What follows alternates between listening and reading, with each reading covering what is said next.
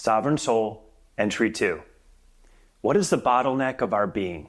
I think most people on the planet would agree that we live in a time where information is plentiful. We can know anything, anytime with the advent of the internet and now AI, along with a myriad of devices that deliver us information on demand. Along with the constant access to information that we may or may not be interested in or may not be helpful, we are also constantly being bombarded with all types of information from our environment through our senses. Our phones, computers, and TVs that we interface with and communicate through consume a great deal of our attention or available bandwidth on a daily basis. We give them total access to our lives, many times not even thinking about the effect they may be having on our bodies and our minds, let alone our beings. Yet, as a species, we have never been more unhealthy and unhappy on many levels. What gives? Why? Where's the bottleneck of our being? By definition, a bottleneck is a point of congestion or restriction that slows down or limits progress or flow. It can refer to a physical space, but it doesn't have to. The bottleneck I'm referring to is the one affecting the rate of change in a person, the bottleneck of being. For example, what stops a person from changing their habits and behaviors once they know with a reasonable amount of certainty that those habits are a detriment to some aspect of their life? Maybe it's their physical health, like smoking or drinking too much, or their financial health by gambling or not showing up for work on time and getting fired, or their emotional health by being overly worried or concerned about things that they can't even control. Clearly, the examples of this are many and varied. But the point is, when someone has the information and can no longer claim ignorance and still does not engage in healthy change towards a more orderly existence, where is the bottleneck in their being? What's stopping the process? Let's start with a quick synopsis, a recounting of how I got from where I was to where I am, putting me in front of you right now. I was a holistic physician for over 25 years. I looked at thousands of people on a variety of levels, treating them as whole beings, physically, mentally, emotionally, and spiritually, many times in the same visit.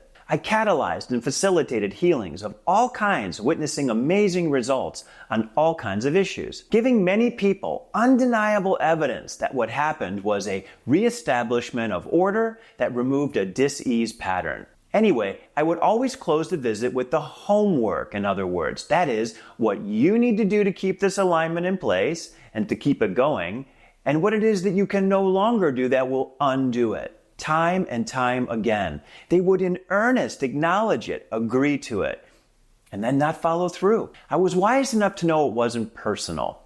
Nothing is in the end.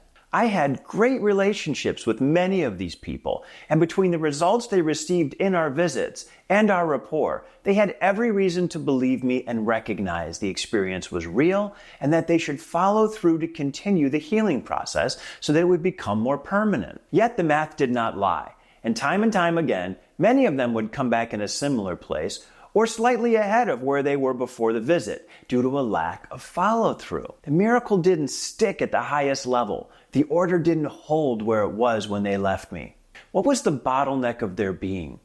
Where was the rate-limiting step in the process that was not allowing them to keep or hold the potential healing that was clearly possible at the time of our visit, but due to a lack of follow-through and willingness to change on their part, could not be maintained at the highest level? In other words, why was their being unable to efficiently go from receiving the awareness and order in our visit through an integration process that would allow the new order to be used in practical application, and then finally the implementation or putting it into practice phase that would allow it to become a more permanent part of their behavior and their being going forward?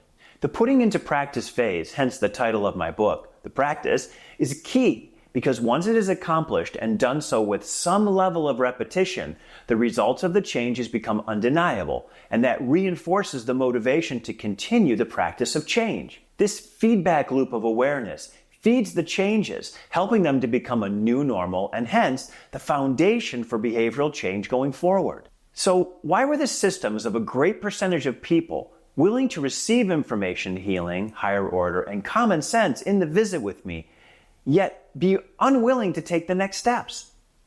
What I came to realize was their systems were not available enough to receive the new data from the experience we were having together and hold on to it long enough for it to become integrated and more permanent part of their operating system and affect long-term behavioral changes. And still the question remained, why was there a bottleneck around integration and implementation, leading to a greater awareness of benefit and a feedback loop of foundational change? What was the resistance to change and limited availability based in? Even though the person was open to receive the healing and higher order in their lives with me in the room. And why was this resistance so resistant? When contemplating a question such as this, I have always found the best place to look for possible solutions is within myself and observe the natural world around me. As well practiced as I was with going through the process of realization, integration, and implementation, where was the bottleneck of my current being? Maybe studying this in my own life would help me to know the reasons that it exists in so many others. It was a path I had to follow, and there was only one way to follow it. Push away from the peer.